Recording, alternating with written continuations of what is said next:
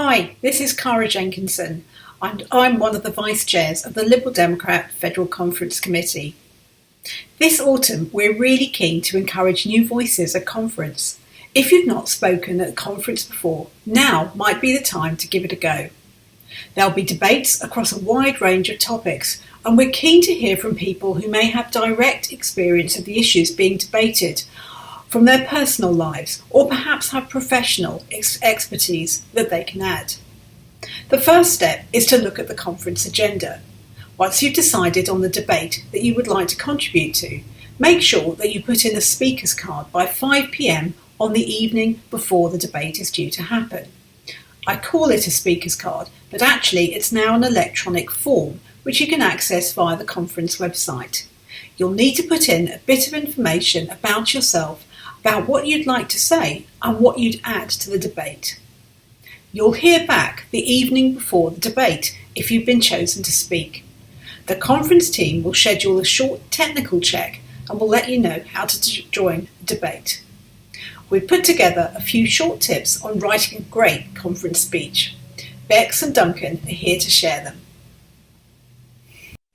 Everyone prepares for a conference speech slightly differently. However, the aim of this is to provide some general tips that can help you however you prepare.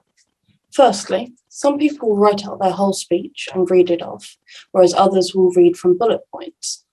But regardless of which one of these you use, make sure that any facts you want to quote are accurately written down and clearly marked on your paper, underlined or highlighted if this will help you, because you want to be able to clearly and correctly quote them in your speech in order for them to give the most impact. Secondly, I always make sure I have at least one backup point, because you never know what the speaker before you was going to say. And if their whole speech is focused on one of the points you were going to make, it can be helpful to be not repeating that same point. And finally, 3 minutes isn't as long as you feel it's going to be. So don't try to fit 7 points into a 3-minute speech. You will either end up getting cut off halfway through, or you will be speaking so quickly that no one watching the debate will be able to understand the points you make.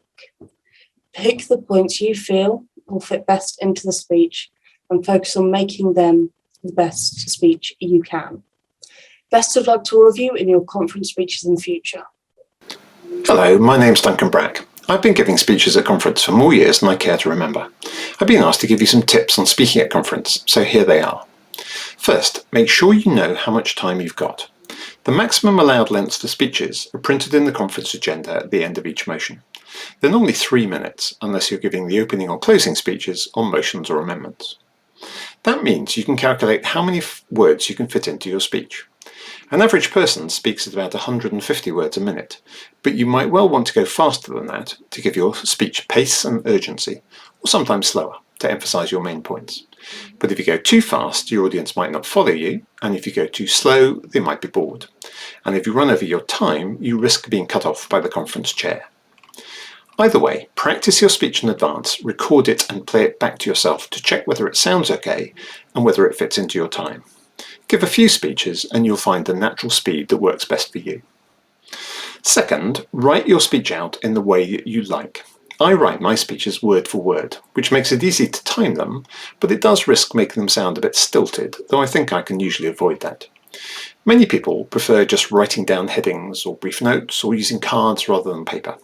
Whatever you feel most comfortable with will work best for you. Third, be absolutely clear about what you're arguing for and what you want conference to do. If you want them to vote against the motion or for or against a particular bit of it, tell them that right at the start, explain why, and then tell them again at the end. Don't waste time introducing yourself or telling them your life story unless it's directly relevant to your argument. You're there to persuade them to vote the way you want them to, so be as clear as possible about why.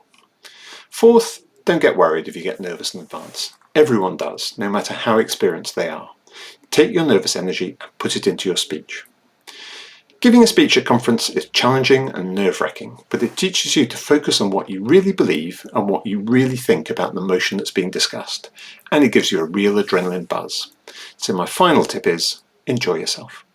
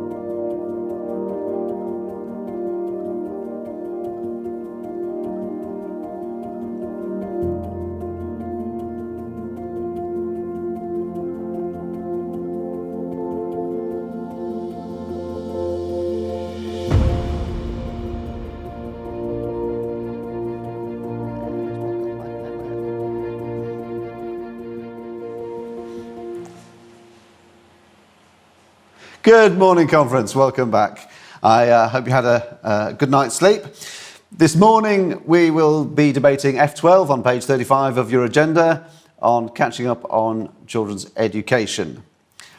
Before we start, I would like to announce we will be taking a separate vote later in the debate, at the end of the debate, on lines, let me just find the lines here, on lines 27 to 35.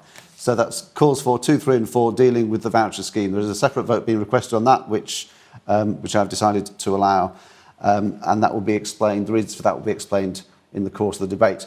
Have also received a reference back, and that will be taken towards the end of the debate. So, can I ask Ollie Craven to stand by, and I now call Munira Wilson MP to move the motion. Thank you, Chair. Thank you, Chair. Good morning, conference. It's a privilege to speak to you and for the first time in my new role as education spokesperson, and to be proposing such an important motion. This motion calls on the government to fund the full £15 billion for children's recovery from the pandemic, as recommended by their own advisor, Sir Kevin Collins, whilst also empowering parents and carers to engage with their children's education through a new voucher scheme. Because as Liberals, empowering individuals to make positive choices for themselves and for their families is core to who we are. Importantly, this policy allocates the most support to the most disadvantaged and vulnerable children, whilst recognising that every child has been impacted by the pressures and isolation of lockdowns, as well as school closures and family bereavement. Parents, pupils and teachers have faced incredible challenges over the past 2 years. This government has utterly failed our children throughout the pandemic on laptops, exams, free school meals and the botched reopening of schools in January last year. Our children and young people pay the price. We know right across the country there has been learning loss, with the disadvantage gap widening. Children's well-being and mental health has also deteriorated, rising from 1 in 9 pre-pandemic to 1 in 6 children with a diagnosable mental health condition last year. With the government unwilling to invest the amount of money their own advisor recommended for Catchup, parents and teachers are being left to pick up the pieces. It's now been 6 months since Ed Davey unveiled this policy in his speech to Autumn Conference, and since then, teachers and pupils have missed tens of thousands more school days. Yet the Conservative government hasn't announced another extra penny of help since the budget, whilst at the same time writing off billions in COVID fraud. We know that children aren't a priority for the Conservatives, but they are for Liberals. We see their potential and we understand how important it is for parents and carers to be involved in unleashing that potential. The policy I am asking you to support today commits the party to the full recommended £15 billion of education catch-up, with 10 billion of that going directly to schools to spend on their pupils. So what about the other 5 billion? Ed said last autumn that children do better when their parents are interested in their education. And that's exactly what these catch-up vouchers are designed to do. Put money directly into the hands of parents and carers, importantly to use with approved providers, because parents know their children and their needs best. For many young people, these vouchers will offer a chance to access counselling and other mental health support, which the government has left severely lacking and chronically underfunded for years. For others, their needs will be much more academic, with their maths skills slipping or reading age beginning to fall behind. For these children, the vouchers will be spent on tutoring in reading, writing and maths. And for some children, the pandemic will have meant less time outside the classroom doing what they love. There are future Olympians who might have missed time in the pool due to closures, or children who have never had the opportunity to pick up a musical instrument. They need the chance to discover and nurture their talents, socialise with other young people and build the confidence that inevitably drives up attainment inside the classroom. Yet, not every parent can afford to help their children in the way they need. The cost of living increase has meant that many parents have had to prioritise gas bills over the football club. And this is why our vouchers go to every child, regardless of circumstances. I know many members are concerned about the universal element of the voucher policy, but I want to explain why it's so important. Focusing just on pupil premium as an indicator of need overlooks a whole swathe of families that don't qualify for benefits or free school meals, yet are just about managing to get by. Like the mum I met at a local surplus food distribution project in my constituency, which has been a lifeline for her. Her kids didn't qualify for free school meals or laptops. 3 children were sharing one device. Why should they also lose out on catch-up vouchers? And yes, even those from some of the more affluent families need support. St James's Primary School in my constituency has a reasonably well-off parent bodies, and pupils have perhaps experienced less learning loss than some other areas, but they're struggling with their mental health. And because the school qualifies for so little catch-up money, they're relying on parental donations to buy in the mental health support that they need. Is that right or fair? Of course, this is not to say that the pandemic has hit everyone equally. Research coming out over the past year has shown time and again that disadvantaged children are in desperate need of more support.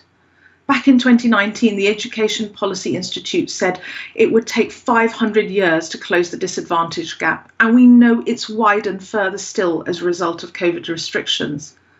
And that's why an absolutely critical part of the voucher policy is the doubling and tripling of vouchers for the children who need them most. That means those eligible for the pupil premium, those with special educational needs and disabilities, and looked after children. And in the case where parents or guardians are not able to use the vouchers for whatever reason, the vouchers will revert directly back to the school to help those pupils. Conference, our children and young people paid a very heavy price for the pandemic. We owe it to them to invest generously in ensuring they get every opportunity, not just to recover, but to truly flourish academically, socially, emotionally, and to start closing that growing disadvantage gap.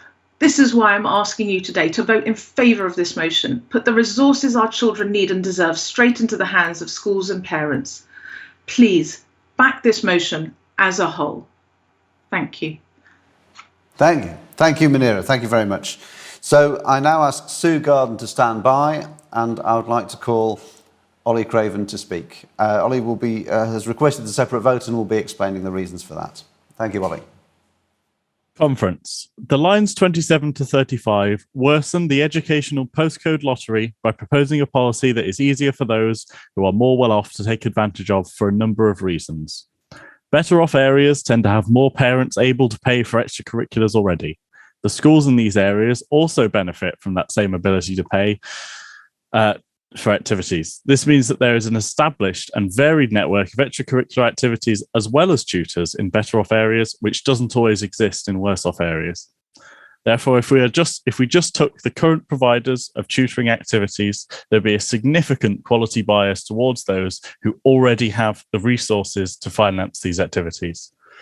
However, there are equally risks of allowing the creation of new providers without too much scrutiny, given the possibility for fraud. Schemes of this nature are highly vulnerable to fraud, and one of the reasons for this is bad actors setting up new providers that will then fail to provide the service paid for and run off with all the money they were paid with. We can't risk losing the vital catch-up help the children of this country need to fraud. The Education Policy Institute put out a report of how best to spend the 15 billion catch-up money to have the best effect. Their proposals included more professional development for teachers, funding for schools to hire a mental health support worker, and a longer school day that, rather than including more lessons, would include more sports, social activities, games, and pastoral support. While the last would require significant reconsideration on the amount of schoolwork we expect children to do outside of school, and also on the levels of staffing, it would allow far more equal access to activities and extra tutoring than is proposed by the voucher scheme in this motion. Conference, please vote to remove lines 27 to 35 to ensure we have a fair catch-up system for all. Thank you. Thank you. Thank you. So I'd like now to ask Joe Tuvey to stand by, and I now call to speak Sue Garden, who speaks for us in the House of Lords on HENFE. Sue.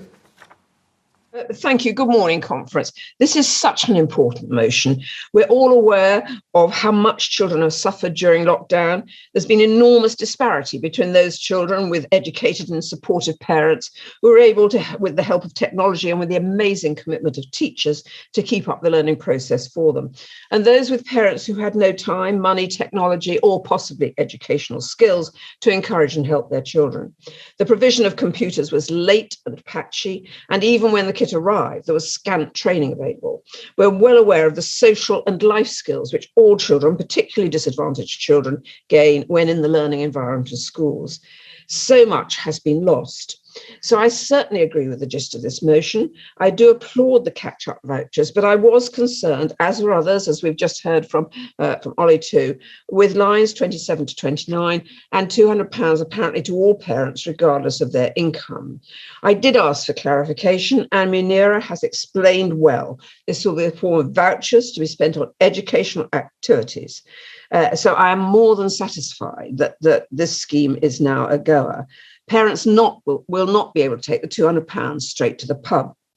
As a universal benefit, of course, it's much more economical to administer, and even the children of well-to-do parents have suffered emotional and mental turmoil and had their education disturbed and disrupted. Of course, lines 30 to 35 are particularly important. If vouchers are to be of real use to the children who missed out most, it is essential that those disadvantaged with special needs or disabled are awarded the lion's share. And the distribution of funds is key to our policies. So Kevin Collins produced an in-depth report recognising that £15 billion would be needed to help our children overcome at least some of the loss of months of school. The government balked at this. Billions on fraudulent contracts for unwanted COVID kit from cronies. But let's economise with our children's future. We have always been the party of education, wholly supportive of teachers who dedicate their lives to the future generations. We are the party who in coalition saw the groundbreaking pupil premium introduced, such a brilliant initiative that at the next election, the Conservatives tried to claim it was their policy. Flattering, but of course wholly inaccurate. Conference, this motion truly reflects Liberal Democrat passion to help all children to recover from the damage of lockdown. And we're particularly passionate in ensuring that children with disadvantage or disability are helped to fulfill their potential.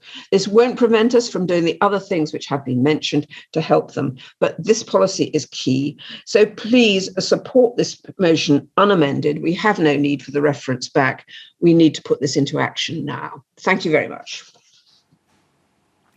Many thanks. So, as I explained earlier, at the end of the debate here, we will be considering a reference back. There's a process for that, where I'll read out a statement of 75 words. You probably know by now, we've done it enough times in this conference. 75 words, and then we'll have a vote on whether to hear a mini debate on the reference back. If that passes, then we will have the debate on the reference back. If it falls, then we will finish the debate on the motion and go to the vote on the motion. And the votes will be a separate vote on lines 27 to 35 dealing with the vouchers, and then the vote on the substantive that remains, or the whole thing, or the part of the thing that remains. So that's what we're going to do.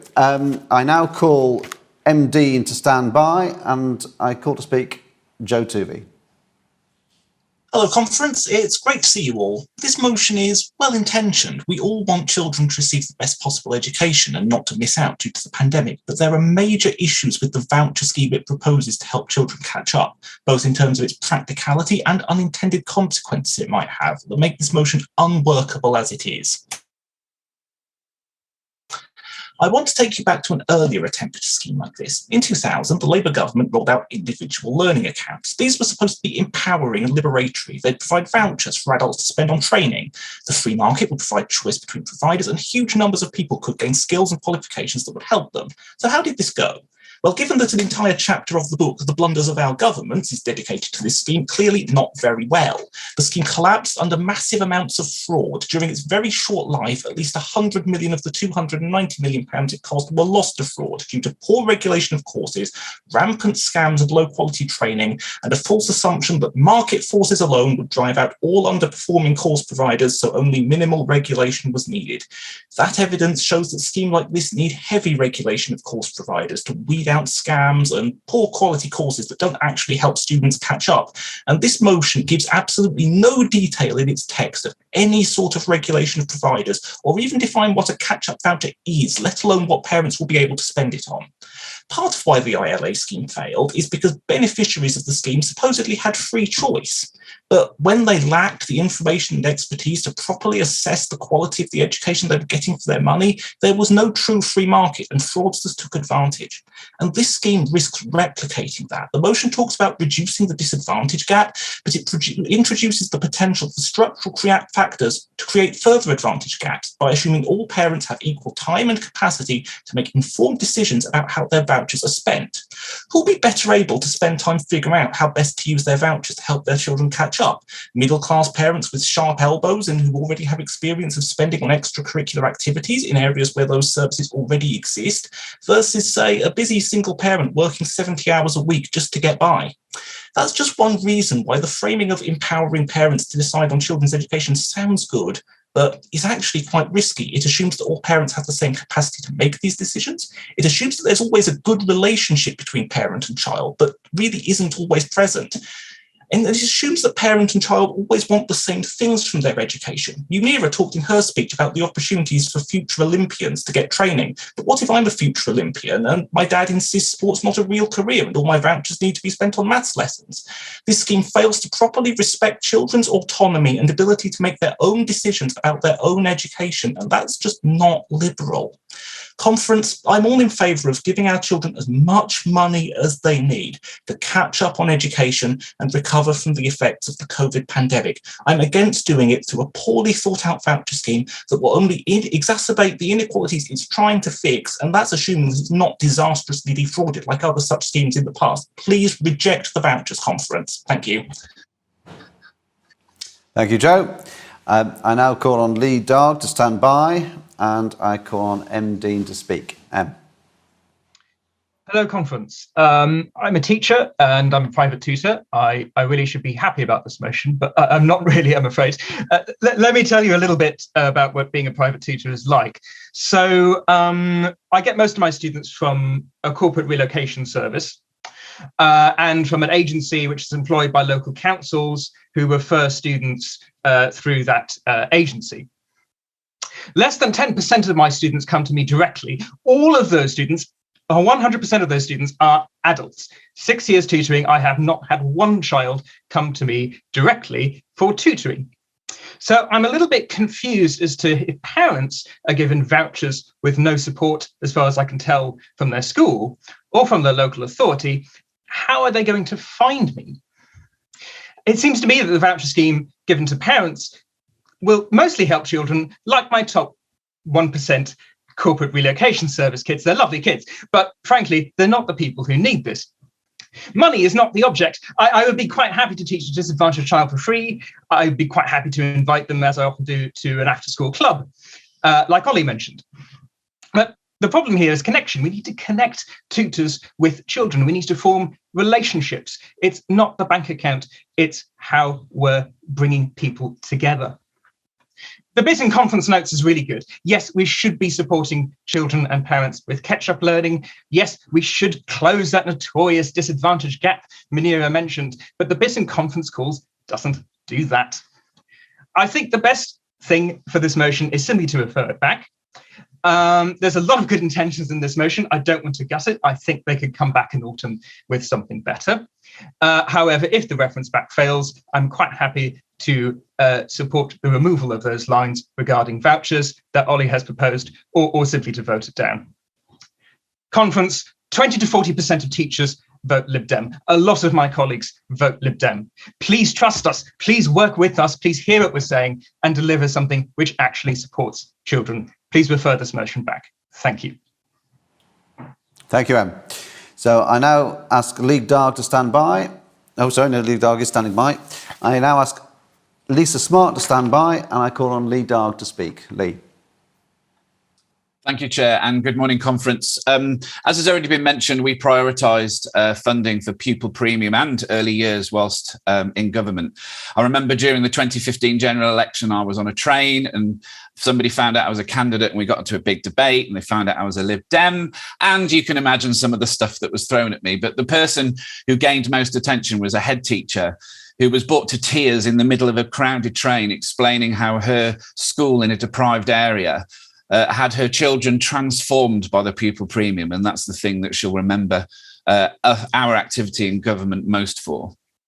I'm in favour of universality if the lines are kept in for the voucher scheme, because the one thing that hasn't been mentioned is that just because parents or carers may be wealthy, it doesn't guarantee that that trickles down to the children. So if we're going to issue vouchers, they must be universal. Like I would wish free school meals to be universal, because then you get children mixing together.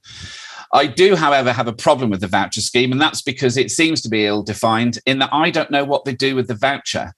If a parent goes to the school with a voucher and says, my child needs a one-to-one catch-up of geography, where is the spare teacher? I can see the look on the faces of the teachers as they wonder where these spare teachers and spare hours are going to be found. So my issue with it is I don't understand how the vouchers would actually get used. So I would support removing the lines and make sure that the 15 billion goes completely to schools. I take Joe's point that the pointy-elbowed parents may be better suited to get their children what they want, but let's be honest about schools. They don't necessarily give children all the choice they need either. So we've got a challenge either way. But I would support removing those particular lines. The money can pay for all sorts of things, not just teaching. It's already been mentioned. Mental health support for staff and the students is vital. We've got dilapidated buildings. I know that's largely capital, but that's a huge issue across many of our schools. Kevin Collins also focused on the fact that we need to move away from treating students as human capital and focus on human flourishing. And I think we need to listen to his calls as well as to protect the spending. We need to make sure that we don't just go back to the old way of running education pre-COVID.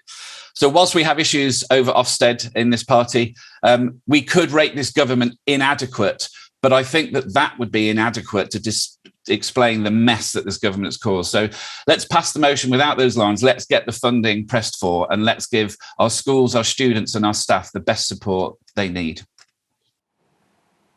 Thank you. Thank you, Lee. So I now ask Alicia Butteris to stand by, and I call Lisa Smart to speak. Lisa. Thanks, Joe. I am very happy to speak I think, Lisa, your camera is off. Can you put your camera on, please? It says the host has stopped my camera. Right. Okay. So Lisa's getting the message that the host has stopped her camera. Shall we? There we go. I'm back, Alicia Joe. I'm Butteris back now and try and sort out Lisa Smart? Can we do that? Oh, you're back. You're back. Okay, Lisa. Do you want? We can see you now. Do you want to go ahead? Thanks, Joe. I'm really happy to speak in favour of this motion as a whole. One of the priorities for me is getting education right, and I feel very firmly about this. If you get education right, everything else follows from that. I've been a school governor for the last 16 years in two very different schools. The first one was a school where most children received the pupil premium for one reason or another. And then the more recent school of Talkington Primary School in Hazel Grove, where not very many children received the pupil premium. I've been the pupil premium governor at both of those schools and seen the impact that the pupil premium can make. And as a Liberal Democrat who wants to get more Liberal Democrats elected, this is something that we can point to about why getting more Lib Dems matters, precisely because of the impact and the success of the pupil premium. Some interventions at pupil premium level take effect very, very quickly, and others take years to be able to see the impact. We know that the pandemic has had a huge impact on all children. Some of that is really obvious really quickly. Some of it, the shadow of the pandemic, will take years for us to see. The pandemic, though, has impacted all children, but it's impacted some more than others. And so I particularly welcome the voucher scheme that's described in lines 27 to 35. And the thing I welcome most about it is that we're talking about doubling the amount per child for those children who are in receipt of pupil premium and tripling it for those most vulnerable children, so those with special educational needs or who are in the care of a local authority. Some other speakers who've spoken before me talked about the risk of fraud and some questions around implementation. And I would just remind everybody that this is a conference motion. It's not a government implementation document. So I won't be supporting the reference back. I'll be voting to retain lines 27 to 35 when we get to that separate vote. One of the things about the pupil premium that is great, is that it's not top down. It's up to teachers to decide how it's spent, depending on those children that they know really well. Not everyone who qualifies for the pupil premium, of course, gets it, because there's still a stigma around parental income with some children. The pandemic has impacted all children and young people, but it's impacted the most vulnerable the most. This Tory government is letting our children down. And I firmly believe with this Catchup voucher plan, we as Liberal Democrats can clearly lay out a path for them to redeem themselves. I'll be voting to support the motion as a whole. And I really hope you do too. Letting our children down. Thank you. Thank you, Lisa. Can I ask Nigel Jones to stand by? And I now call Alicia Butteris to speak. Alicia. Hello, conference. I'm today calling on you to vote against lines 27 to 35 because Catch-up vouchers were a bad policy with too many issues to fit in 3 minutes, so I'll limit myself to just a few points.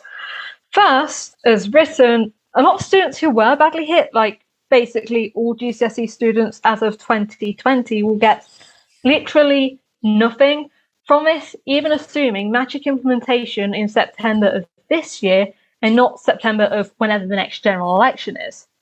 Secondly, as has amply been said already, the benefit wouldn't be spread evenly or equitably for that matter. Because so many people have covered it, I just want to focus in on some barriers to access. For instance, great, the value of vouchers for students on pupil premium has been doubled, but a £200 or even a £600,000 voucher is meaningless unless, like, when the best opportunities cost money to get to, and you can barely afford to get your child to school, or to feed them, or to keep your home warm. Whereas better off children and their parents won't run into this issue and so have more opportunities to choose from and benefit more from the policy. And even that big set of opportunities is meaningless if you can't sort through it all and you can't access information about them. And I've worked in a school looking at engagement with remote learning. There are still a small but significant minority of families that don't have internet access. Their kids won't have been able to access the same levels of remote learning via the internet, but their parents just aren't going to be able to find a lot of the approved catch-up opportunities for them. And I'll grant that there is an Arizona affluence for which vouchers are both sufficient and necessary to enable access. On the whole, those kids would have parents that were more able to support their learning at home, so are they the best priority for catch-up? And at the very top, there's parents whom £200 off their annual tuition bill is basically nothing, which I suppose means this won't make the disadvantage gap too much worse, but it also means it's a massive waste of money, and also it won't even help win votes. I mean, just look at reception of Rishi Sunak's rebate this isn't. You get a lot of, oh, why am I getting this? Other people need it more. The proposal just misses a vast swath of the pandemic hit pupil population, disproportionately benefits the kids who weren't so badly hit versus the ones who were, and it's probably not even going to be popular. So that's why I'd vote against lines 27 to 35. But sure, more funding is great. So if that falls, vote for the motion as a whole, I guess. Thanks for listening. Thank you, Alicia. So I now ask Lucy Nesinger to stand by, and I would like to call Nigel Jones to speak. Nigel. Thank you. I agree with those who say that part of this motion gives help to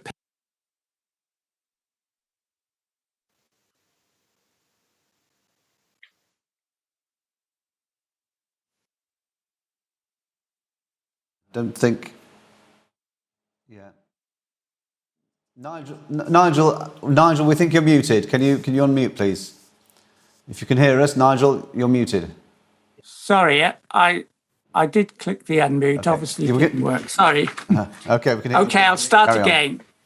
I agree with those who say that part of this motion gives help to parents and children who don't really need it, using taxpayers' money that is badly needed for other parents who are struggling.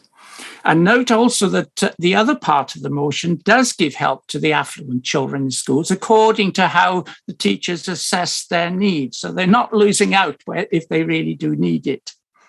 In 2019, research showed that the achievement gap in schools between disadvantaged and others had stopped narrowing. And of course, during the pandemic, it widened. So how can we justify spending extra money to well-off children as well? As Ollie says, part of this motion does little to narrow that achievement gap.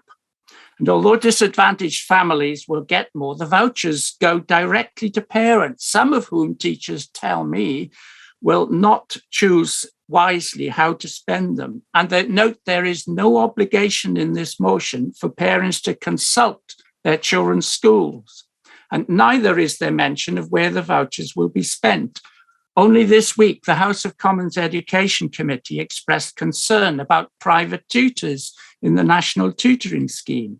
And only this week, the Children's Commissioner reported that many children still need to return to regular schooling. So how can we justify this extra spending of scarce funds for out-of-school activities? I've long championed that what goes on outside school is just as important as in the schools, but this motion is totally inadequate in dealing with that. Involving parents, of course, is a good idea, but this motion means parents and teachers working separately, not working together. So it doesn't achieve that either. We need more funds for other things like health services, social care for children, also reported as in a bad state this week, youth services, housing, all of which have a major effect on children's education. But there's no mention of those in this motion. Mike Story, our education spokesperson in the House of Lords, has given me permission to quote him. And he says, "This motion is facile and ridiculous. It means well, but it is totally inadequate for our education policy in our next manifesto." And teachers, two at least of the teachers' unions, have also looked at this and said it's a silly motion. So please vote against lines 27 to 35 if we get that far, but also vote for a reference back if we can, so that next time we can come forward with something much better that will achieve what this motion sets out to achieve but does not achieve. Thank you, Nigel. Thank you. So after the next speaker, we will be considering the question of reference back. But for now, can I call Lucy Nathsinger, who is LGA lead, that's Local Government Association lead for children and young people for the party and leader of Cambridgeshire County Council. Lucy. Lucy, you're muted. I think you're muted. I think you're still muted. Lucy, right. can you I'm unmute, off please? now. I hope you can hear me now. I can hear you now, yes, thank you. Lovely. Okay, thank you. I'm here to speak this morning very passionately in favour of this voucher scheme. And I'm really shocked, actually, to hear how many people are opposing it. I think this scheme is a really excellent policy, enabling a really rich and varied response to supporting children in their recovery from the COVID pandemic. I'm horrified by what we've just heard about how parents might not be the best people to make decisions for their children or might not make the best decisions for their children. I think that in the vast majority of cases, parents are the people who know their children best, who know how the pandemic has affected them, and who know what their needs are most likely to be in terms of recovering from that pandemic. Children have been affected by the pandemic in so many different ways. And this voucher scheme gives parents the flexibility and the freedom to do what is right for their children in that recovery. And that might be mental health issues. It might be missing out on a whole range of different after-school activities or out-of-school activities, which have been really seriously curtailed during the pandemic. I really fundamentally disagree that less well-off areas will not benefit. It's very clear in this policy that children and families in less well-off areas will get a significantly larger amount of this funding, and that's very important. We all know just how difficult finances are right now, not due to the pandemic, although partly, with the rising cost of living, the rising cost of fuel as a result of Brexit, and now the new war in the Ukraine. And many family budgets are going to be really tightly squeezed. And the likelihood is that things like swimming lessons, football clubs will be one of the first things to be dropped on the list, meaning that those children who've missed out on that over the last few years will be missing out even more in the next coming years if we don't fully support those opportunities. And this is a really excellent way to make sure that we can fully support those opportunities. I know there have been some people who've been saying that this is not easily implementable. Well, I can say that actually in my area where I'm running Cambridgeshire County Council, we are trying to implement this scheme and we are making good progress. We've only had 6 months to be thinking about it, but already we're setting up systems whereby schools can use vouchers and make choices available to parents. So that they can have opportunities for their children that they wouldn't otherwise have had.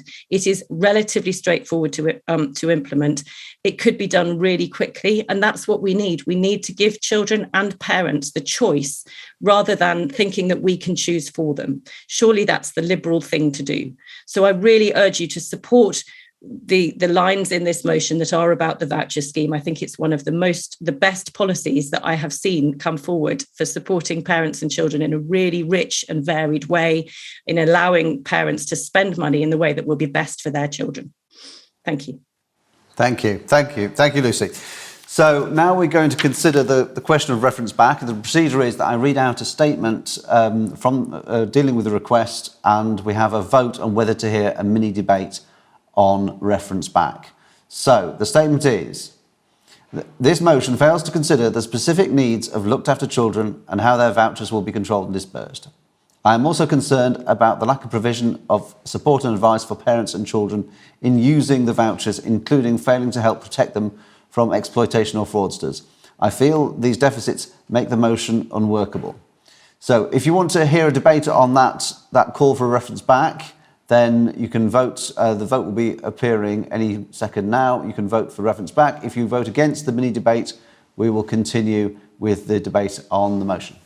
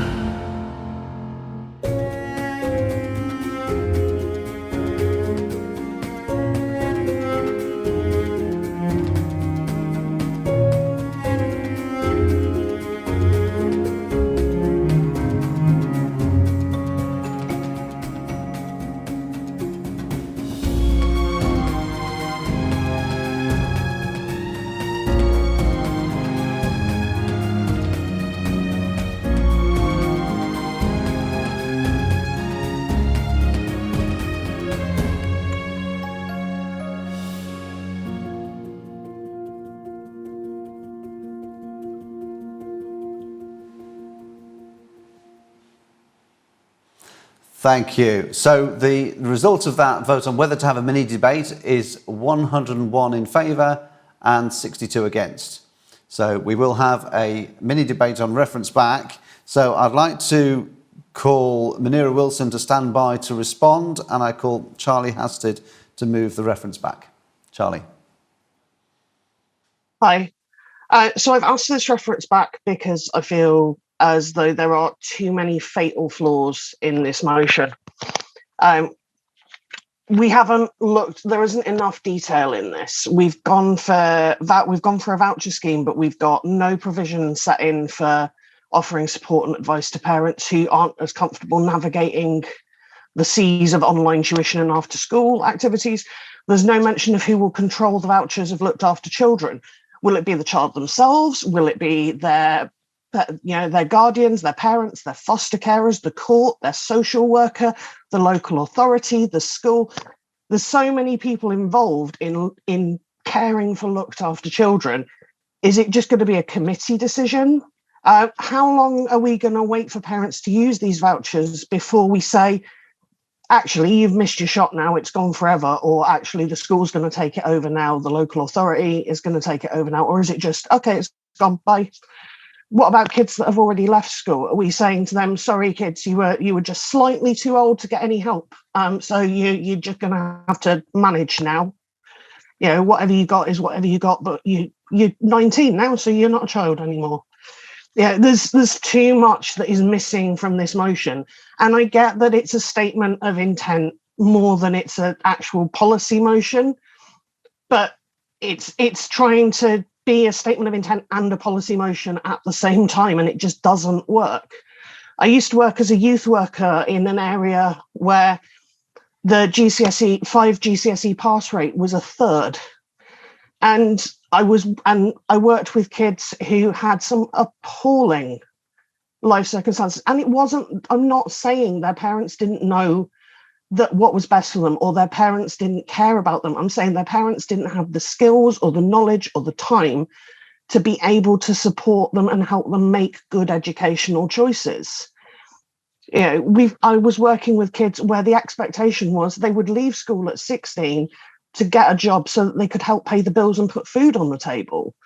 You know, I was working with kids who were being cared for by elderly grandparents who had no experience of looking at private tutoring and wouldn't have known where to ask, even if they, you know, in the first place, because there's that much problem. So please support the reference back. Let's get a better motion together for September. Thank you. Thank you. Thank you, Charlie. So I now call Munira Wilson to respond to the call for reference back. Munira. Thank you, Joe. And Charlie, I actually agree with the sentiment and the ambition of what you're saying with the reference back, because I care passionately about looked after children, and I want to improve outcomes and so many services for looked after children. But I think it was Lisa who said in her comments that this is not a government implementation manual here. This is a motion that sets out the broad principles of how we believe catch-up support for our children should be happening. So we haven't gone into the level of technical detail on looked after children. The legal guardian would get the voucher, and if they didn't want to use the voucher, whether it's for a looked after child or any other child, the voucher will revert back to the school. Every parent or carer will have engagement with their school. We would empower and support schools to be able to engage with parents and carers on how to use those vouchers so that they are used well. And really importantly, for those people who want to reference back because they think no money's going to schools, 10 of the £15 billion, the vast majority, will be going directly into the hands of schools. And the point about fraud, we have said, we are very clear that it would be only accredited, approved providers by the Department for Education who would be able to receive these vouchers. I am disappointed to hear fellow members suggesting that there are parents, because they're poorer, that they can't engage with the system or don't know how to use vouchers. As Liberals, we want to empower parents to do the best for their children, and we want to empower children and young people to speak up for themselves. And we will work with schools. If I become Children's Minister, I will make sure that if this policy were implemented, we would work with schools, and work with parents and work with children to make the very best of these vouchers. Let's give the £15 billion our kids need, both to schools and to parents. Thank you. Thank you, Munira. So the next vote to go up will be a vote where you get to decide whether to refer this matter back to the Federal Policy Committee or whether to continue with the debate and the vote and decide it here. So this vote should be open now for 2 minutes.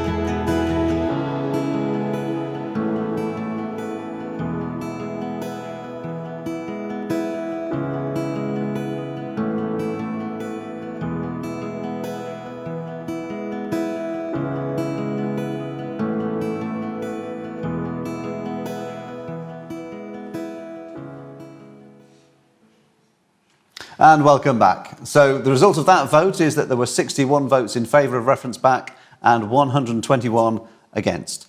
So we now proceed to the summing up on the debate. I apologise I didn't call you to stand by, but to sum up on the debate is Dina Romero from Bath and North East Somerset. Dina, are you there? I am here. Can you hear me?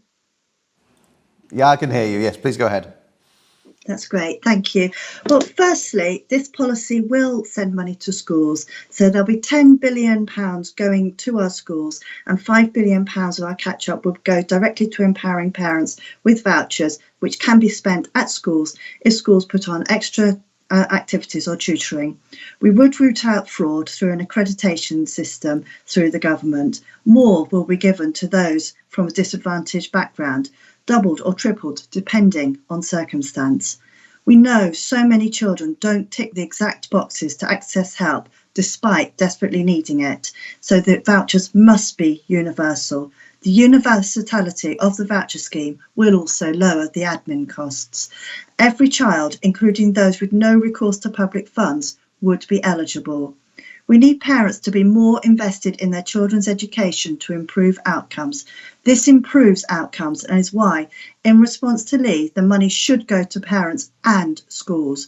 We would put £10 billion into schools and £5 billion into the hands of parents.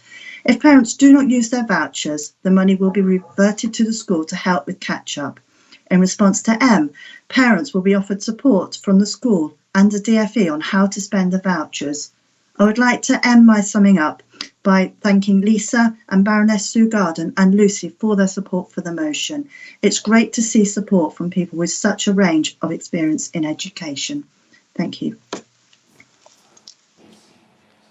Thank you, Dina. Thank you, Dina. So that concludes the debate. We now move to a series of 2 votes on the motion. The first vote will be the separate vote on the lines dealing with the voucher scheme. That's lines 27 to 35 in the agenda. And so I'm going to put that vote up. You have 2 minutes to vote, and you need to vote whether to retain or delete those lines.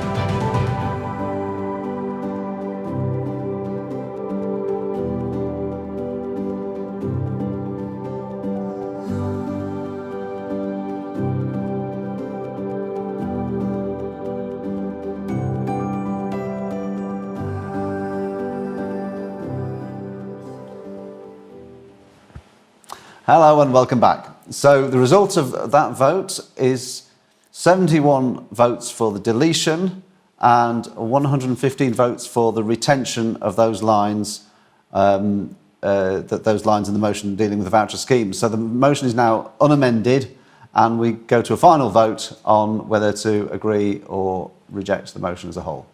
And that vote should be appearing any minute now. You have 2 minutes.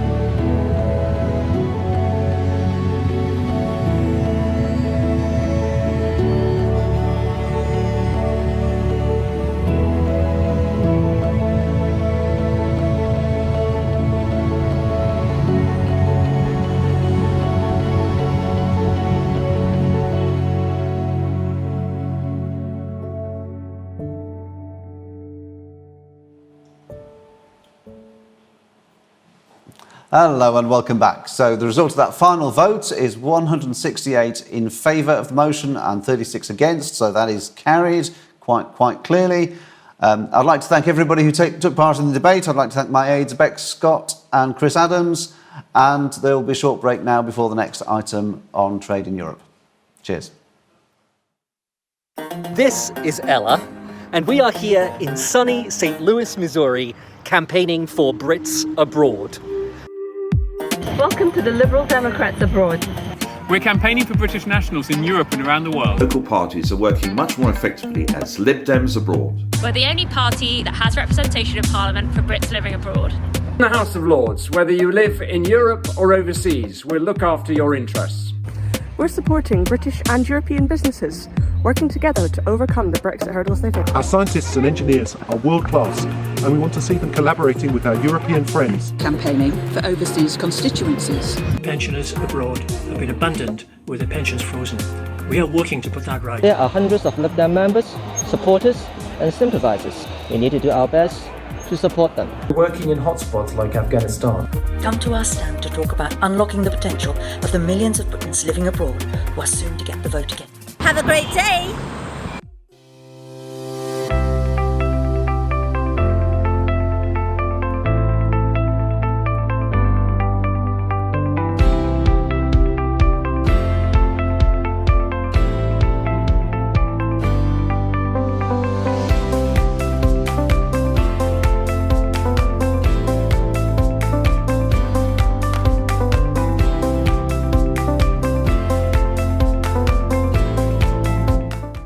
Welcome to Liberal Democrat Image, the party's official supplier of merchandise since the year 2000.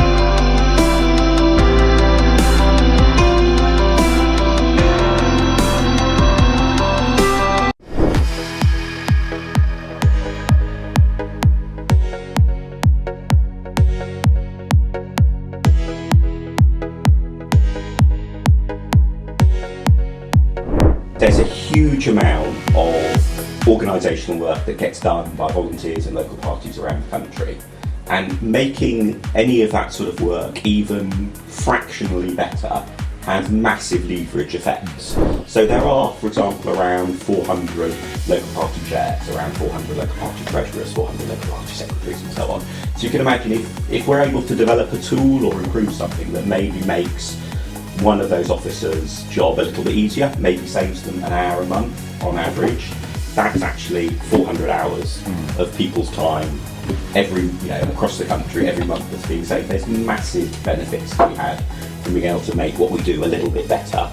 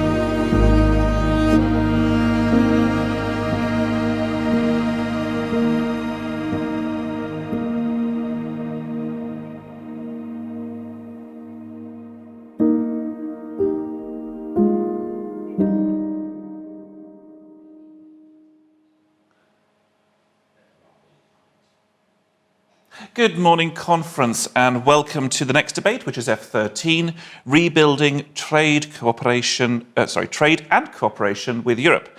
I'm Nick DaCosta, I'm Chair of the Federal Conference Committee, and I'm looking forward to chairing this debate.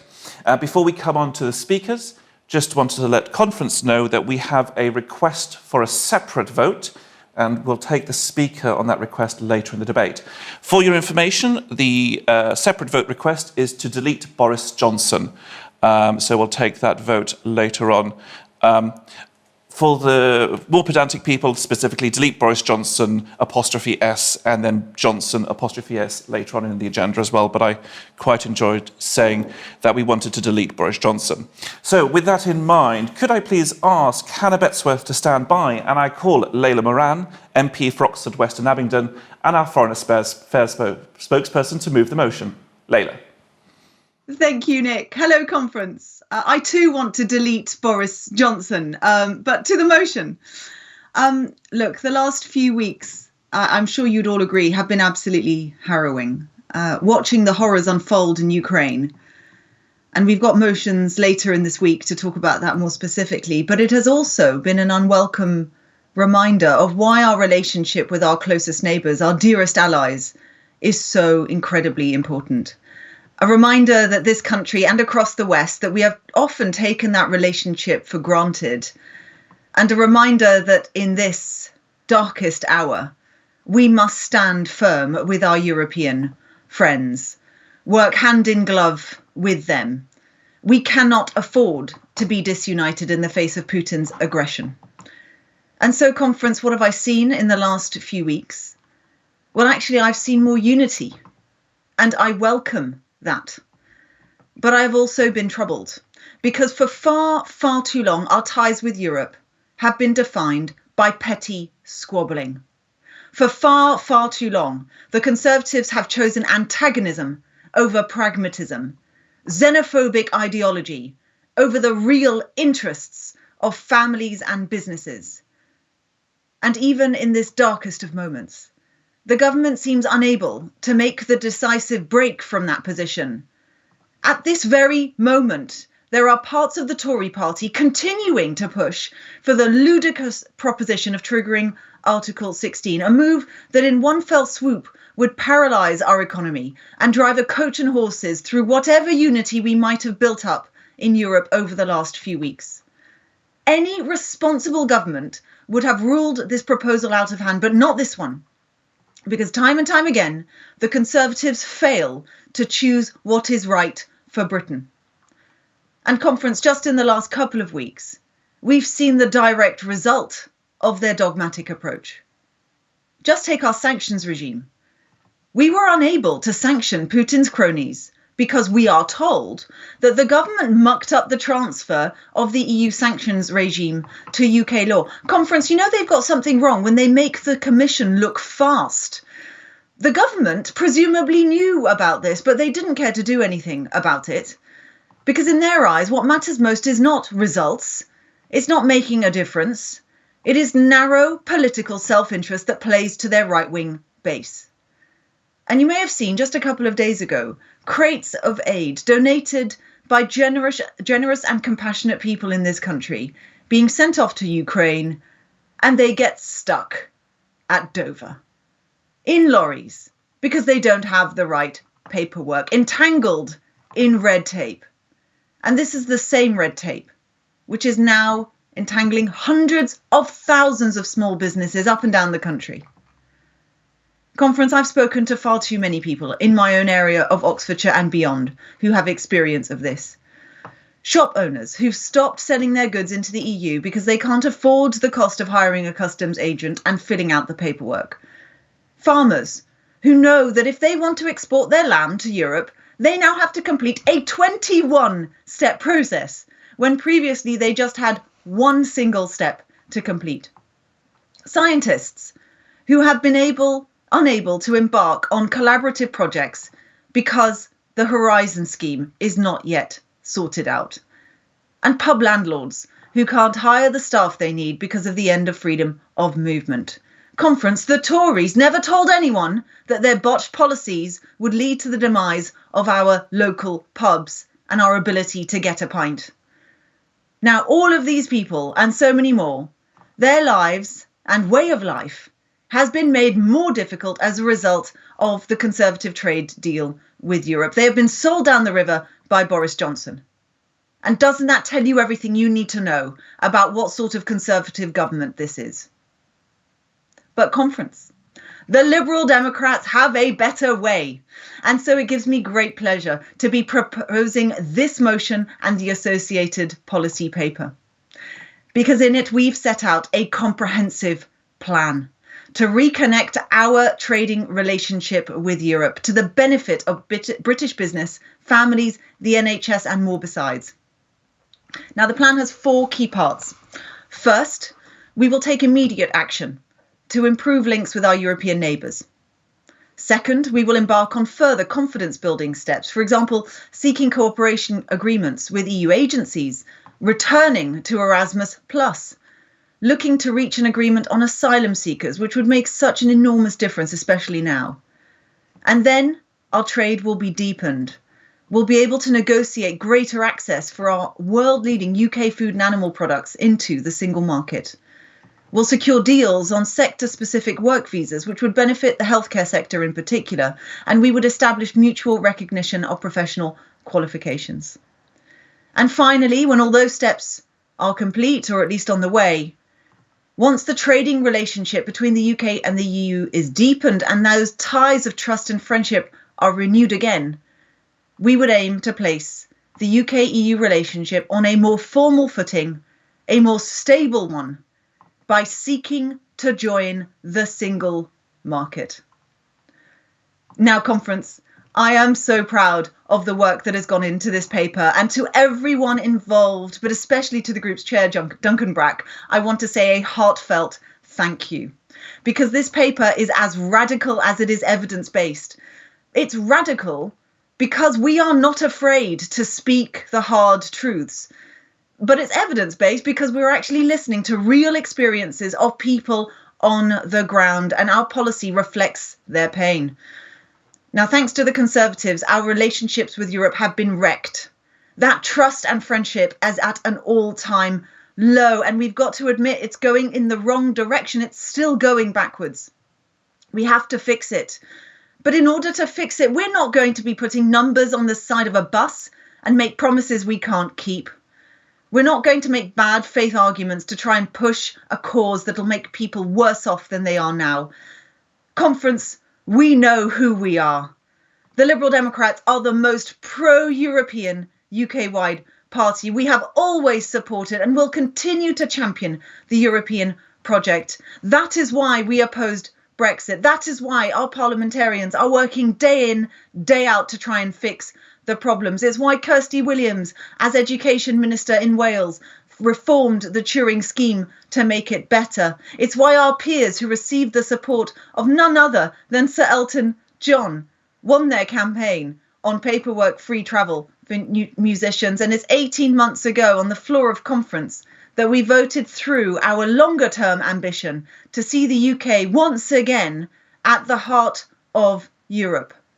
So, conference, I hope this paper and the detailed roadmap contained within it gives you not just heart, but material that you can use as we seek to hold the government to account for the damage that they're doing to our country, and show people that by voting Liberal Democrat, their lives will be better and we will stand up for their interests.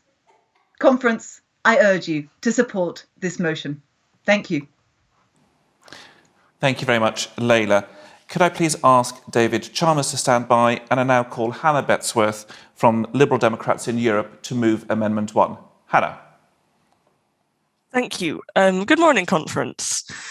Here I am again, a girl standing in front of her party, asking them to support her on some minor tweaks about European defence and security. And I admit to you that sounded like a lot better line in my head. Jokes aside, we're facing an increasingly uncertain and dangerous world, and it's only with our allies that we can respond to those threats and challenges. That needs to be part of the detailed roadmap that Layla mentioned of our move back towards Europe. The EU Civil Protection Mechanism brings countries together to respond to natural and man-made disasters around the world that would overwhelm the country if left to its own devices. These kind of initiatives show Europe at its best. I remember before the pandemic, at a conference, hearing from a panel of 3 firefighters who'd met through European regional policy and become good friends while doing their jobs together. It is people who make Europe, as they share their expertise, get to know each other, and come to each other's aid in their time of need. This needs to be part of how we rebuild Britain in Europe, especially with the growth of climate-related disasters, such as the flooding that has affected both Belgium, my home country, and Britain recently. In terms of civilian and military missions, the UK has a vast amount of expertise that we could and should, even now as a third country, be contributing to EU common security and defence policy missions. The EU's missions do the long, hard, unglamorous work of training police officers and border officials, including in Moldova and Ukraine, protecting shipping from piracy in the Horn of Africa, and sharing their expertise to build effective, accountable militaries. What we're asking for in this amendment is already party policy. Following the Britain in a Changing World policy paper adopted in autumn 2018, and I quote, "The UK should sign a framework participation agreement with the EU to create a legal basis for its continued participation in common and security and defence policy missions, and should continue to play a strong role in European crisis management efforts. It is all the more necessary now to stand with our European allies who put in the work of reforming and rebuilding civilian and military capacity in post-conflict zones, long after the spotlight begins to fade. Thank you, Conference. Please support the motion and the amendment." Thank you very much, Hannah. Could I please ask Irina von Wiese to stand by, and I now call David Chalmers from North Devon. David.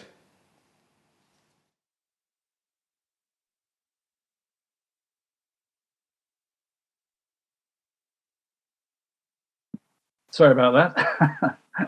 Good morning, Conference. I'm speaking today in favour of this motion, as passing it today will be the next step in our party's journey in setting out the roadmap for the UK to grow closer to the European Union with the objective of us becoming members again.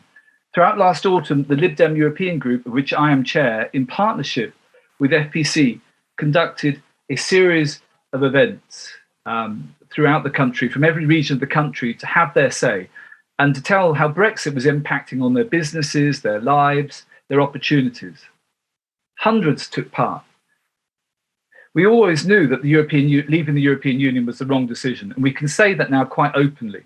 Listening to your stories brought this to life. Businesses stopping exporting their goods to their EU markets because of the mountains of red tape. Restaurants and cafes in my area of North Devon closing on busy days at the height of the summer season because they don't have the staff. Vegetables and fruit rotting in the fields. Staff shortages in our hospitals and care homes as nurses, doctors and care workers from the EU have gone home. Yesterday, we debated the sleaze and corruption at the heart of our system of government. It's no surprise to us that Johnson and his band of incompetent bigots have acted with such contempt and disdain for the British public during the pandemic. One rule for them and one rule for the rest of us. Those of us who oppose Brexit could see this coming based on all its lies. It's all right for those who bought themselves foreign passports or can send their children to study in the States. But what really angers me is how Brexit has taken away the opportunities for our own young people. But this lot are not going to stay in power forever. Already the public are beginning to see through them, not just in areas like Chesham and Amersham that voted heavily to remain, but the North Shropshires of this world. My brother lives up there, and at Christmas his mother-in-law, who like so many of her generation voted for Brexit, came up to me and said, "We all voted for Helen, you know." And I know what she meant. They were voting for us because we offered them a hope out of this mess, a return to decent government in the interests of the people, not just Johnson and his mates. When we took evidence from our Norwegian and Swiss sister parties, it was evident from their perspective that once we returned to our senses, we would want to re-establish a closer relationship with the EU. And this is what this motion does. I know for many of you it does not go far enough and fast enough, that we should be shouting "rejoin" today from the rooftops. But the reality is, not only do we have to win the support of the British public, but we have to regain the trust of our European partners. Even amongst our sister parties, we have work to do. They would want to see us totally recommitted to the European project without fear of any decision being overturned by a future blue kit government. So this motion sets out practical steps to improve the lives of the British people and bring us closer to the EU, ultimately rejoining the single market and customs union, which we can bring to the table and make reality in a future Lib Dem Labour government. Thank you. Thank you, David. Could I please ask Jeremy Hargreaves to stand by? And I now ask Irina van Wiese from Southwark Borough and former MEP to speak. Irina. Thank you and good morning, conference. As a former member of the European Parliament and EU citizen, I strongly support this motion. I also urge you to vote in favour of Hannah's really important Amendment 1.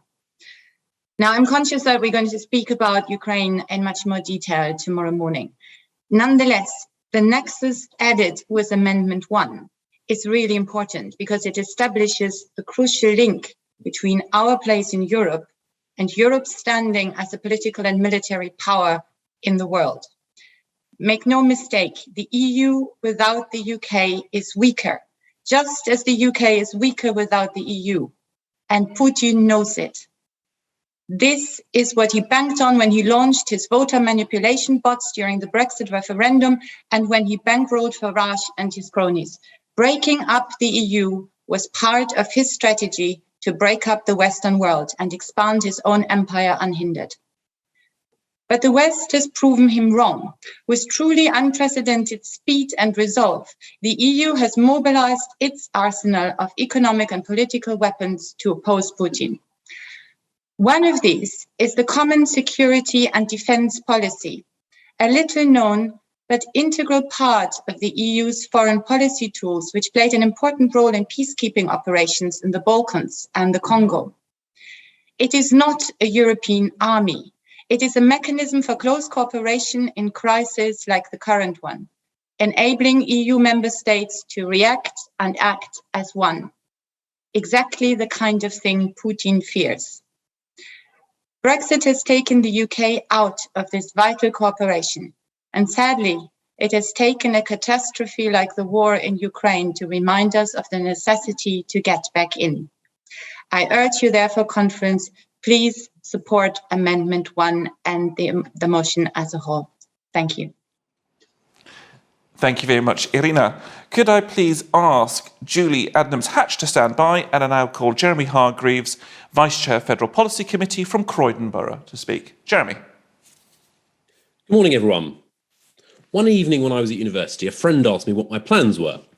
An evening of Greek literature was beckoning, and I was more than willing to accept alternative offers. So I went along to a debate about the Maastricht Treaty. I already knew roughly what I thought about Europe, but it started me on a path to realising why the European Union, as in fact the Maastricht Treaty renamed it, was so important. Before long, I was running the University Pro-European Society, was elected president of the UK Young European Movement, and then sat on the board of the European Movement for 15 years. Within the party, I spent 5 years as vice chair, then chair of the Lib Dem European Group. And in all that time, through the challenges of campaigning to join the euro, and the awful experience, frankly, of trying to collaborate with the Blair government on Europe, I came to understand ever more how, for all the failures and compromises, embarrassing and hilarious, of the EU, cooperating with our nearest neighbours was good for our safety and security, our prosperity, and our greater control over our own lives. In short, our freedom. So like all of you, I was devastated when Britain decided to leave the EU. If it were in any doubt, events in the eastern half of our continent over the last 2 weeks have reminded us of its real value. Let us hope the signs of it stepping up to the mark are a positive sign for the EU's future development. At last, Putin is getting the opposite of what he wanted. It's ridiculous that this country is not part of the EU. And is there any better sign of that than when, in a crisis, a British minister from a government forged in the ashes of Brexit actually attends the very EU ministerial meetings they fought to leave so that we can work together effectively with our partners in pursuit of our shared interest? Politically, the judgment that the party made on the EU that Layla referred to is the right one. If we were actively making the case for Britain to rejoin the EU now, it would be seized on mercilessly by our opponents. To be absolutely blunt, we would not have won our absolutely stunning victory in North Shropshire that David was talking about, a seat which voted to leave the EU, if our opponents had been able to portray us, however unfairly, as just wanting to refight the Brexit battle again. Our principles and beliefs on Europe couldn't be clearer. There will come a day, I hope very soon, when putting them squarely front and centre will be the best way of achieving them. It isn't today. And so this motion is a great step forward. It sets out great practical steps for getting us closer to our partners again, with a great goal being part of the single market and tackling the many barriers along the way, practical, political, technical, and in terms of our tragically sundered relationships of trust with our neighbours. I urge you to support it. From FPC's end, this is the next in our series of motions showing how closer relationships with our nearest neighbours can practically help to solve the problems people in our constituencies and our wards are facing today and tomorrow. It follows our motion on education and cultural ties in the autumn, and there will be others at future conference. Conference, the heart of our party lies in Europe. Please support this motion today as the best way we can practically help people everywhere in this country deal with the dreadful consequences of Brexit that we are all now experiencing. Thank you very much, Jeremy. Could I please ask Helen Walker to stand by, and I now call Julie Adams-Hatch from North Devon to speak on the motion. Julie. Thank you. Morning, conference. 25 years my husband's carer. I'm a wheelchair user these days, chair of our Liberal Democrat Disability Association and vice chair of our Health and Care Association. I constantly bear witness to the massive damage done by Brexit that so badly affects medical and social care and anyone with additional needs. Medicines and medical equipment are constantly delayed, especially parts for wheelchairs. No wheelchair means stuck indoors, no job, no access to food and essentials, no social life. The delays and shortages began just before the pandemic, right when we really needed our invaluable EU colleagues in hospitals, primary care units, care homes, and working with us in our communities. Told to go home or fill in a multitude of forms that might allow them to stay. Told we don't want you. Quite rightly, when we got into trouble, they declined the government's generous offer to return for a while until we didn't need them again. It infuriates me. It embarrasses me. Mr. Johnson, not in my name. I count myself European. We are part of Europe. But at the moment, I feel like I've been thrown into a rowboat with one oar. And with everything that's happening in Ukraine and Europe, I feel even more vulnerable and unable to help. Conference, we really do need to mend bridges. Remember who our neighbours are. As a representative of our European group, I know that we already do know and talk with our sister parties across Europe. Our understanding is enhanced by them, and we have developed good, informative relationships. I'm really frustrated at the moment, as there's an amazing initiative happening within the European Parliament to discuss a possible permanent membership of a disability intergroup representative in the EP high-level group on gender equality and diversity. I can't be part of it because we aren't there. As an EU member, we could be there with others from our disabled community, talking with our neighbours to improve inclusivity and support for people with additional needs across Europe, stopped because of a misappropriated, biased referendum. We are seeing people waiting for much needed pain relief meds, insulin and other medical necessities that are manufactured and transported within the EU. It's not right. I want to be in Europe. We want to be in Europe. So conference, please support this motion. Support it wholeheartedly. I also ask you to support Amendment 1. We should never have left. We need to work towards going back to Europe, taking steps along the way because we must rebuild the trust which our government is destroying. They should be ashamed of their tardiness when they see Poland and other East European countries opening their borders and homes to the fleeing refugees. Please, conference, support this motion in its amended form. Thank you. Thank you very much for that, Julie. Could I please ask Sarah Ludford to stand by? And I now call Helen Walker from North Devon to speak on the motion. Helen. Good morning, conference.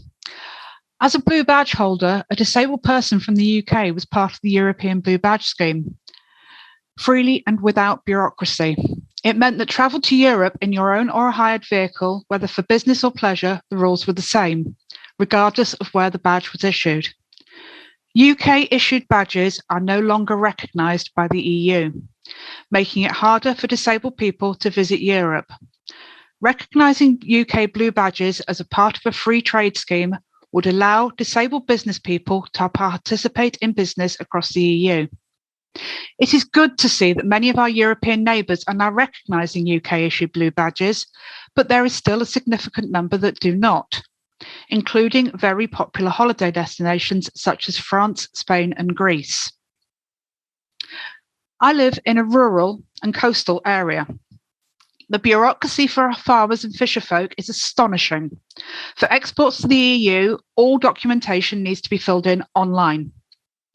Our farmers, who by the very nature of their business live in sparsely populated areas, often have very limited, if any, broadband.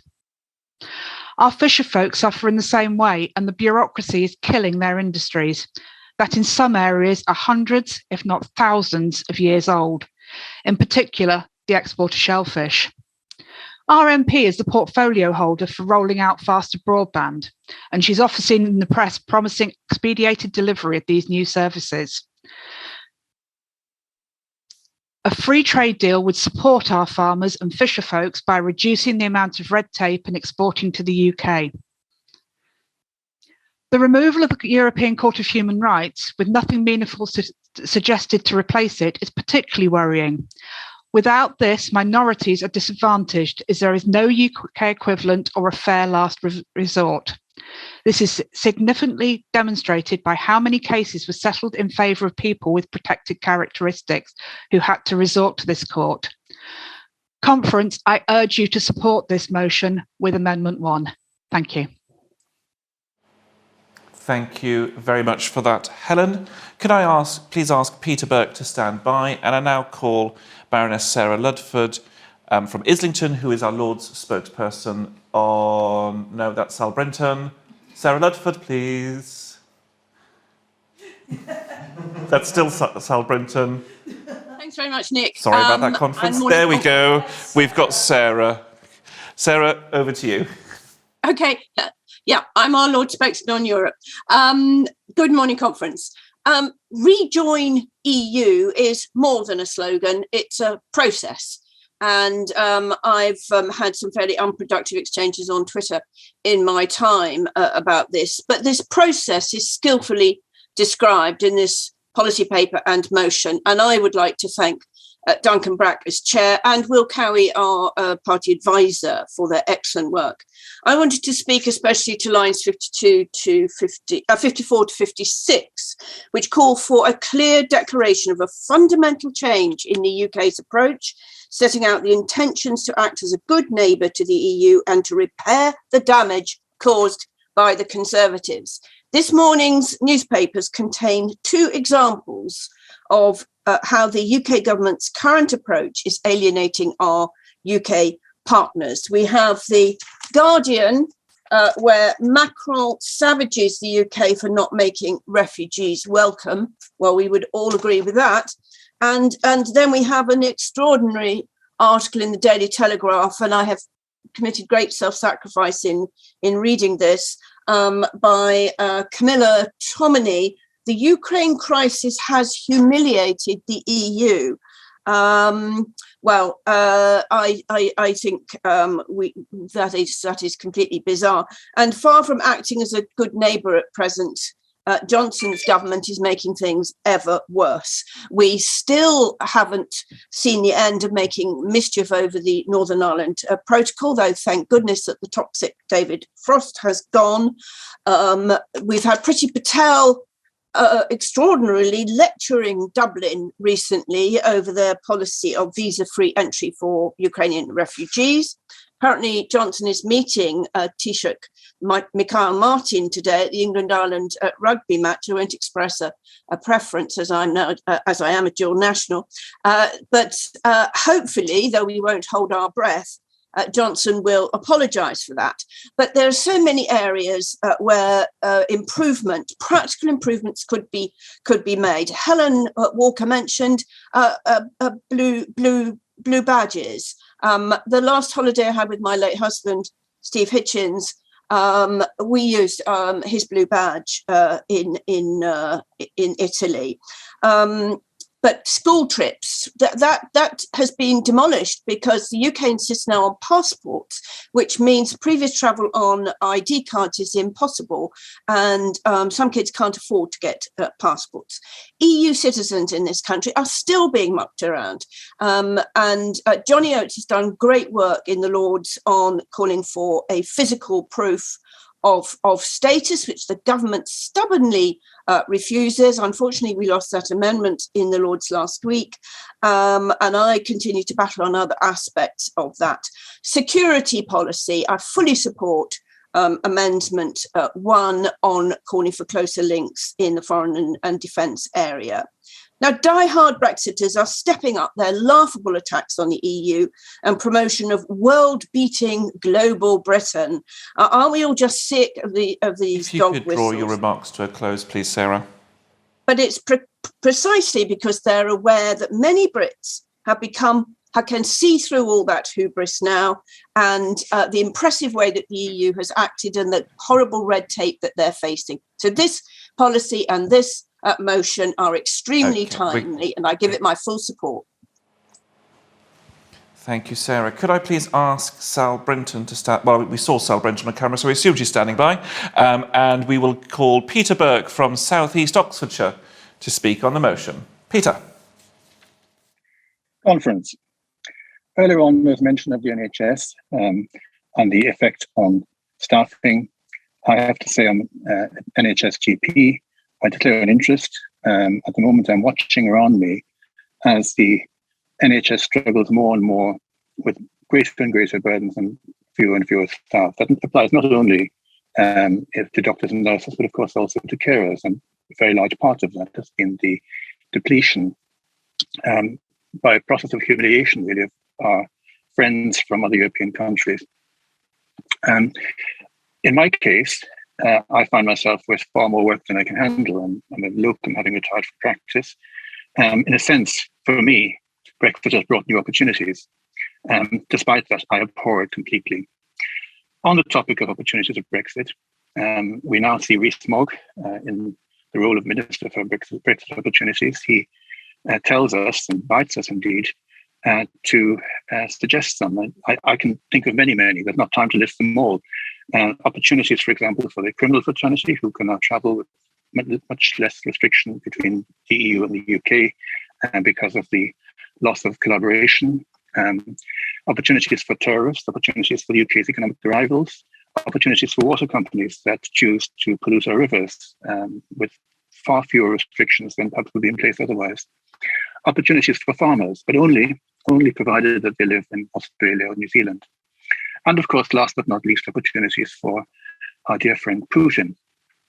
And I'm not going to say that the Ukraine situation wouldn't have happened without Brexit. Some people say that, but certainly he sees around him disunity and disorganization, lack of coherence in opposition to his plans, and a government which perhaps is compromised in its approach to Russian bullying. So certainly where the Prime Minister has taken his lead from the Putin playbook in terms of the gaslighting of the public, and has no scruples about using Brexit and Ukraine to conceal the harms, using the pandemic and Ukraine to conceal the harms of Brexit. We know the evidence is mounting up about the harms of Brexit. I think the OBR projections are only a small part. That's the government's own figures showing 4% reduction in potential GDP. And if we look at our sanctions, the sanctions that the UK has levied against Russia are probably not of the same order of magnitude as the sanctions levied against itself in bringing forward Brexit. So it's an act of pure self-harm. Opinion polls are gradually coming to recognise that fact. As a party, we must recognise that. And we must put our money where our mouth is, which is to say we must stand up for a step-by-step approach, approximation to Europe. Horizon, Erasmus, the space programme, they're all a no-brainer. And we've got to bear in mind that the pro-Europeans, with the failure of Labour, have nowhere else to turn. So let them turn to us. Let us be the party of Europe and stand up for our values. Let us support the motion. Thank you. Thank you very much for that. Could I please ask Deborah Newton-Cook to stand by? And I now ask apologies, I'm now confusing baronesses. I now ask Sal Brinton from Watford to speak, who's also a health and care spokesperson in the Lords. Sal. Conference, the excellent motion and the also excellent policy paper that back it up are an excellent roadmap for us to be able not just to help Lib Dems understand what the country should be doing, but to help the country reopen its negotiations with the EU, and I absolutely support it. And I also thank Hannah for her amendment on security issues, which is equally vital. As health and care spokes in the Lords, I was going to talk a bit about some of the problems, but my thunder has been stolen by Julie, by Helen, and by Sarah. I do just want to say one very brief thing, though. We're picking up more and more that there are delays with medicines, not just insulin, but epilepsy drugs as well. Pain relief is a serious issue. I also have had wheelchair parts delayed because of bureaucracy at borders. And radioactive materials used in radiography are also beginning to struggle to get through. Theresa May made us leave Euratom, but it wasn't part of the EU. Why on earth would we ever have done that? The health and social care workforce is in real crisis, even without Brexit. But by December 2019, over 22,000 healthcare workers had returned to Europe. And the government's restrictive rules for healthcare workers to come during the pandemic, when they were offered a 6-month opportunity to come and help out, was resoundingly given a raspberry by healthcare workers across Europe. And the real reason, they said, was because of the unwelcome atmosphere in the UK. Priti Patel, you have a lot to answer for. I want to finish on a big political point, though.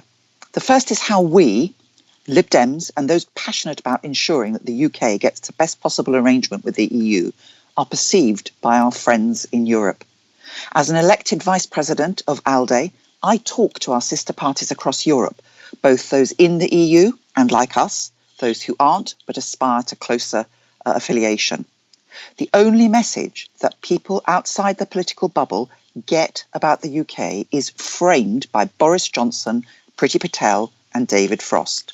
So amusing as the delete Boris Johnson proposal is, I want to lay the blame squarely where it should be. I want the public to understand this is Boris Johnson's mess. There is an assumption by citizens that the citizens in the UK have given up. You and I know that is not true.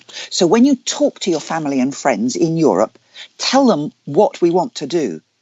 Send them that video about Lib Dems abroad who are doing a fantastic job. Tell them about the exceptional work of our parliamentarians like Sarah Ludford, Layla, Chris Fox and Jeremy Purvis. Tell them how we will not allow our future trade to be damaged by a government that destroyed much of what the country wanted through Brexit and is now trying to pretend it wasn't a problem. We must fight on. This roadmap is the beginning of that fight. I support the motion. Thank you very much for that, Sal. I'm going to be calling Deborah Newton-Cook next, but before I call Deborah, can I just ask Robert Harrison to stand by. Deborah will be speaking on the separate vote request, and the separate vote request, just to clarify for the members watching, is to delete Boris Johnson. So over to Deborah. Good morning, conference. I'm speaking to you as a member from Liberal Democrats in Europe, and I'm speaking to you from Brussels this morning. Actually, in terms of wording, if you look at your text, it's actually Boris Johnson's Brexit that I wish to delete. Boris Johnson's Brexit.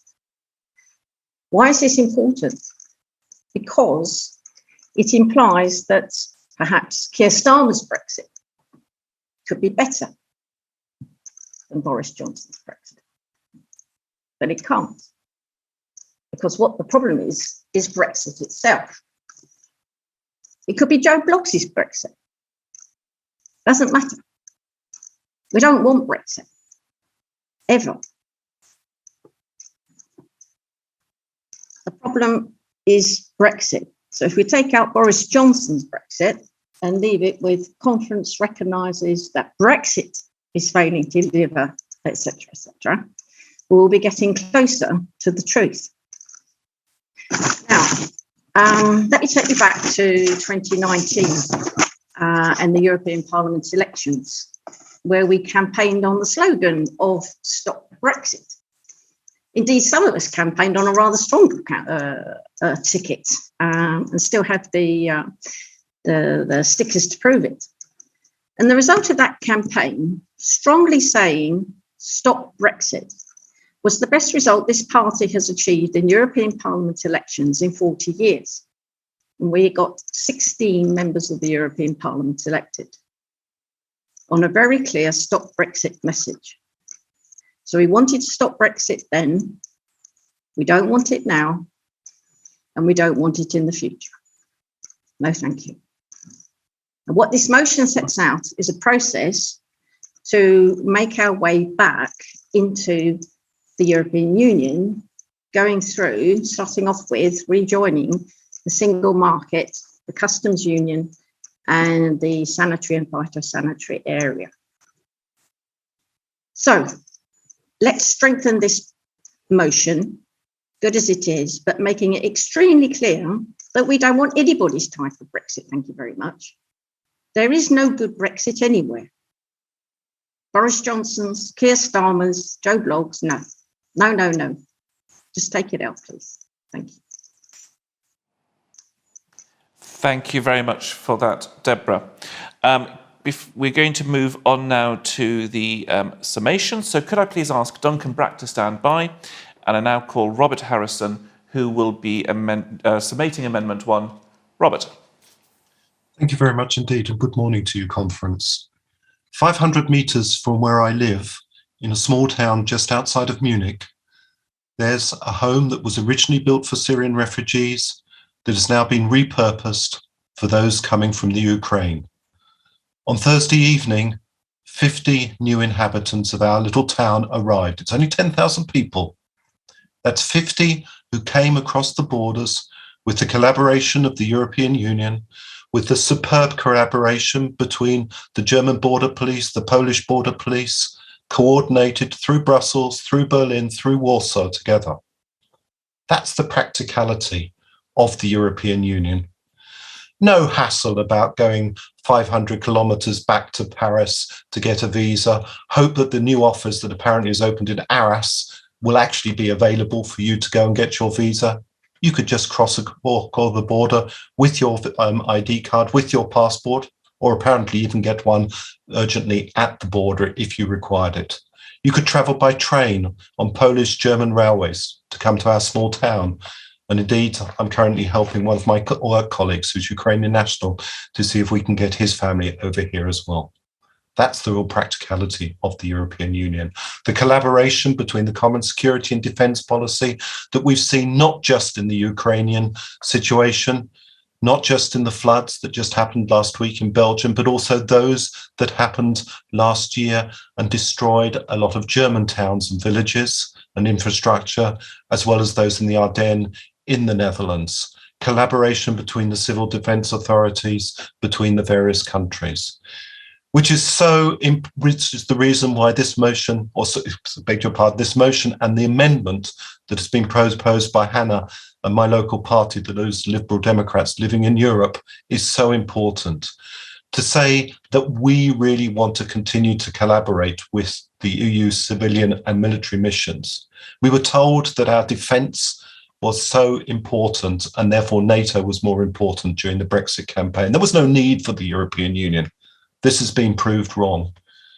I haven't yet stooped to reading the Daily Telegraph today, but I shall be intrigued to know what Sarah will report to us about how the European Union has failed, because here on the ground it certainly hasn't failed.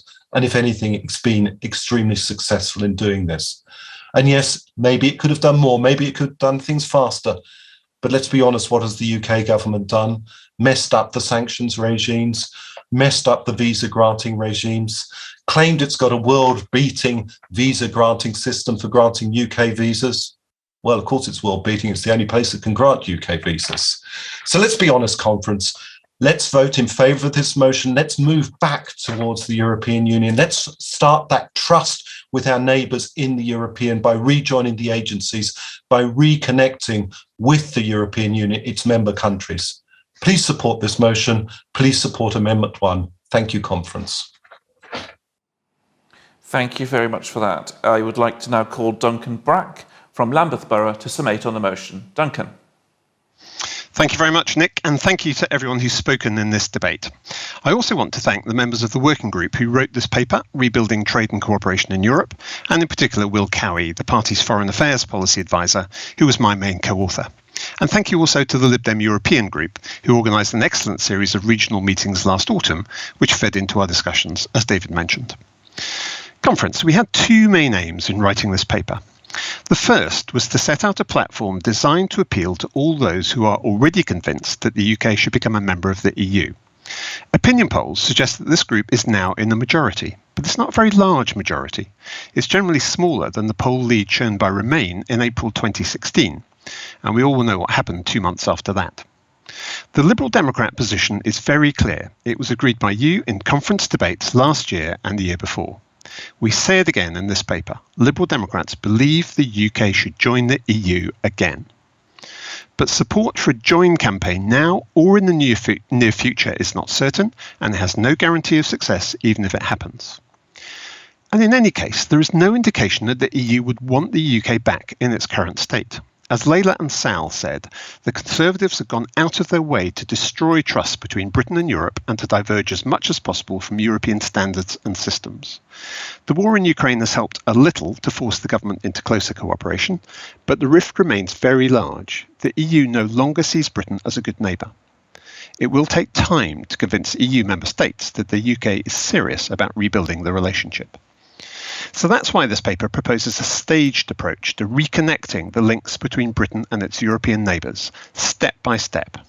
Step 1, in the immediate UK initiatives to repair the relationship. Step 2, rebuilding confidence, agreeing partnerships with a whole range of EU agencies and programmes.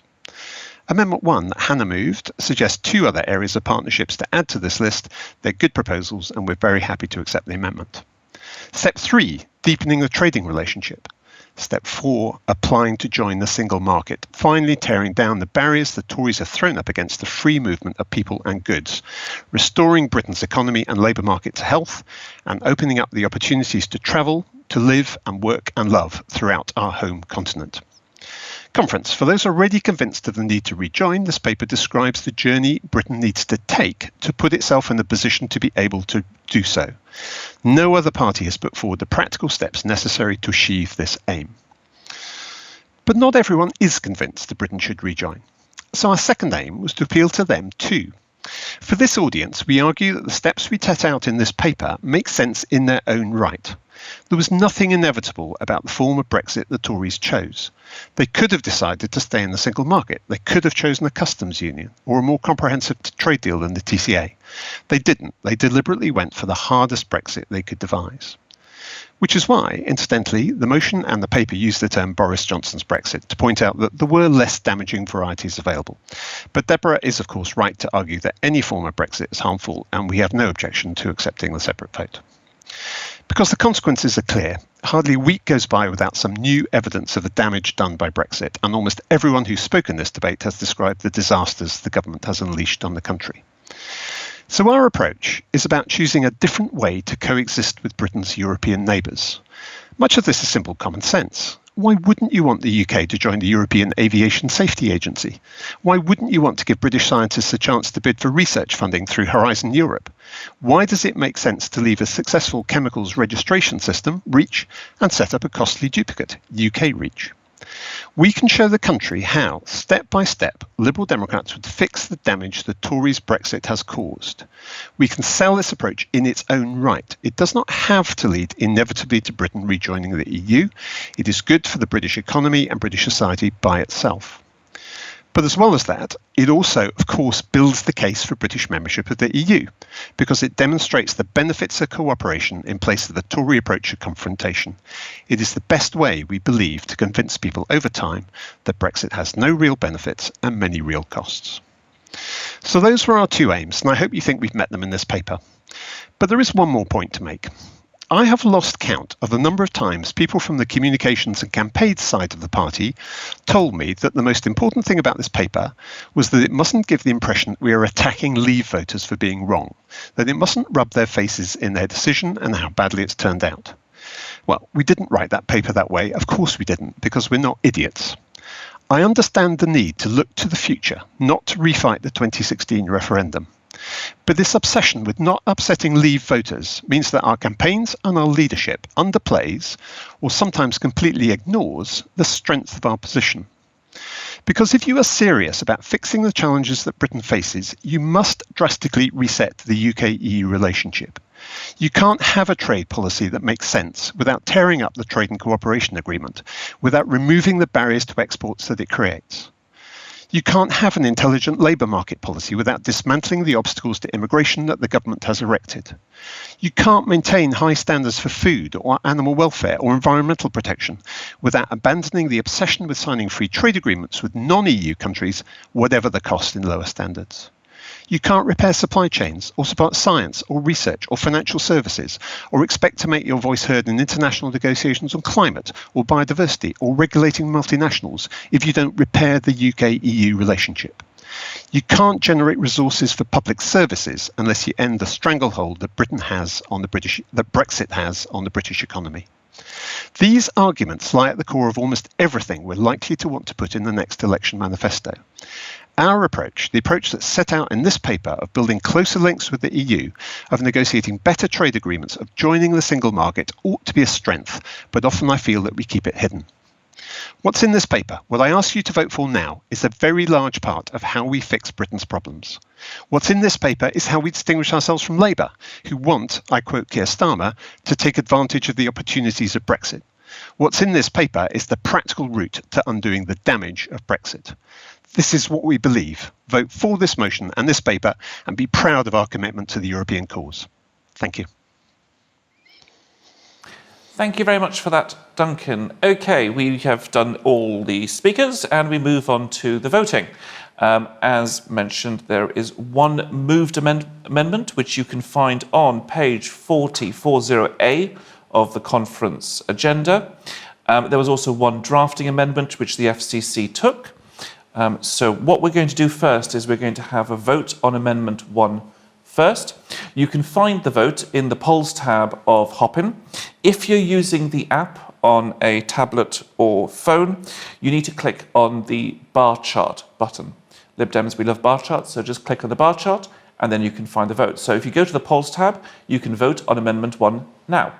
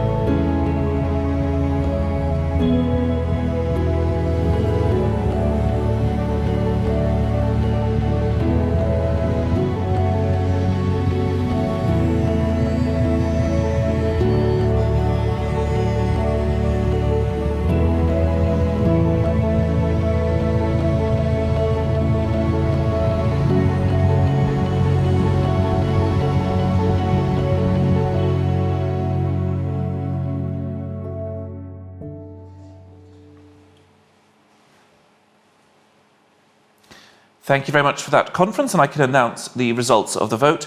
For the amendment, 272, and against the amendment, 7. So the amendment has passed. Conference, we now come on to the separate vote request, which you heard Deborah speaking about earlier. The separate vote request is to delete Boris Johnson's from line 1. I did say previously to delete Boris Johnson. I think lots of us in this party would just want to delete Boris Johnson, but unfortunately the option is to delete Boris '(S), Boris Johnson's from line 1 of the motion. You'll see that vote come in the polls tab now, so please release the votes and go and vote.